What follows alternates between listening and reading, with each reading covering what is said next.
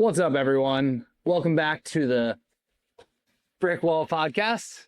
Today, we're going to talk about understanding your audience.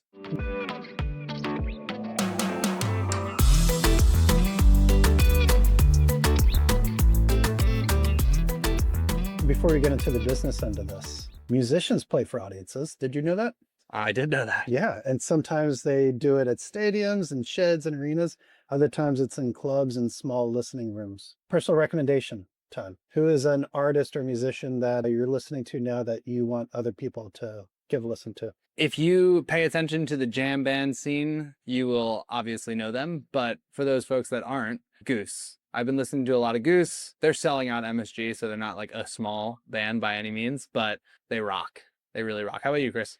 You know, I've been listening to an artist by the name of John Morgan Kimmock. Okay. Yep. Steve Kimmock's son, incredible drummer. You know, he posted a few years ago, hey, listen, I want to play some more local gigs. We hired him for our holiday party. And that brother brought two guitarists, Joe Cerati and Justin Mazer, and blew my mind. Yeah. And here we are, here four wizards in the corner playing for themselves and me and a few others. And all the rest of the people are just like, that's nice. Unbelievable musicians. Yeah. But you know, you have to know your audience. Yep. And these guys will play for 50 people. And I think John Morgan's going to play for about 20,000 people a show with the Jerry Garcia Symphonic Orchestra this summer. So Intense. And you know, the principles remain the same. You got to know your audience. All right. In media, understanding your audience. What do you think that means? And then I'll get into the nitty gritty of how we do it. I think it's the most important, paramount thing that you can do is absolutely positively know your audience. Yep. And while we relate a lot of things to sport, I'm going to tell you a quick story about great talent meets wrong audience. So this relates to brands, in my opinion, that if you can have the right product or the right service, and if it doesn't get in front of the right audience, it's going to fail. All right. So college time, 21 years old, hanging out in Manayunk, little suburb of Philadelphia, great cool town, at a small club called the Grape Street Pub. It might have fit 75 people. Mm-hmm. And there's this up and coming blues band that was just hot called Killing Floor. Great guitarist, great organist, like they had it. And they had somebody open for them that was not a Weezer clone, but Weezer-esque. They were so good. And after every song, I was like, oh yeah, that's awesome, incredible. I can't believe you guys are doing this. And they would look out in the audience and everybody was like,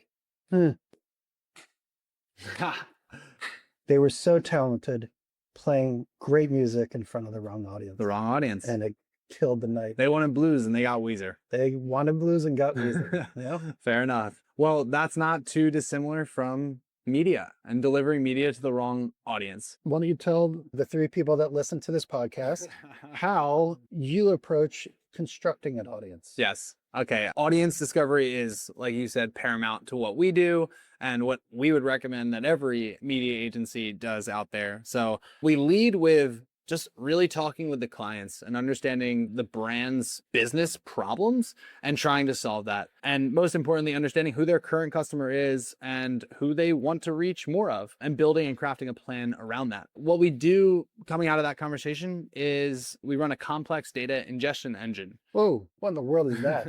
So a complex data ingestion engine is essentially taking CRM data. So taking the PII, personally identifiable information data of a company's current customers and plugging that into a multi-factor indexing platform that essentially looks at that audience in a very layman term and understands who they are from a demographic standpoint, behavioral interest standpoint, household income, yada, yada, yada. And once we understand who their current audience is, we can then go find more of them. And so when we go and find more of them, we have to have the right data solutions to find those audiences. That's the simple audience discovery, finding out who we want to reach, finding out who they're currently reaching, finding more of them, and then we understand where they consume their media. So you might watch Hulu and Netflix, and I might watch Tubi and Paramount Plus. So understanding that is paramount to understanding our audience. That, you know what? I watch Peacock on my 6th go around of 30 Rock. There you go. Greatest television show ever. And we know that because we have the right data solutions. That's right. So all of that sounds great.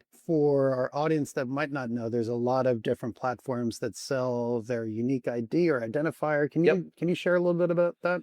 Yeah, so most platforms that are doing it right. So to name a few, like DSPs, for example, the Trade Desk has a really good identity graph. So they have a UID solution, which is a unified ID. Essentially what they're doing is taking all of that data and understanding the population at large and building out their own unique IDs for each individual that's hashed data. So instead of referring to Chris as Chris Sullivan, we're referring to him as 1234.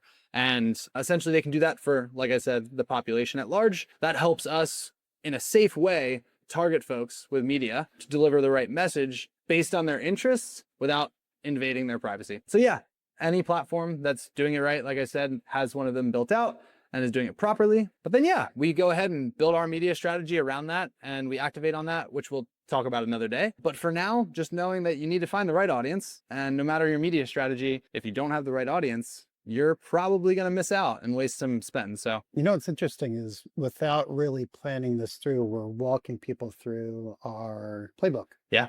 So I really like that our playbook does start with data. And what I really feel is something that agency owners, media directors, even brand strategists and creative strategists rely on partners. Yeah. We do media all day, every day. And yes, we do data, but we rely on such great platforms and people that this is their bread and butter. Yep. This is what they've been doing their entire lives. And I could never, even if I studied it for the next 30 years, get as good as in data as some of our partners. So Agreed. just as much as a data stack or a DMP or a tech stack, your partner stack actually That's huge. is incredible. We rely on our partner stack every single day on every campaign. We hope to interview a few of these awesome people and technologies later on in future episodes, but glad you shared a little bit about audience today.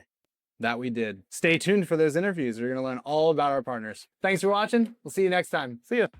Brick Wall Podcast.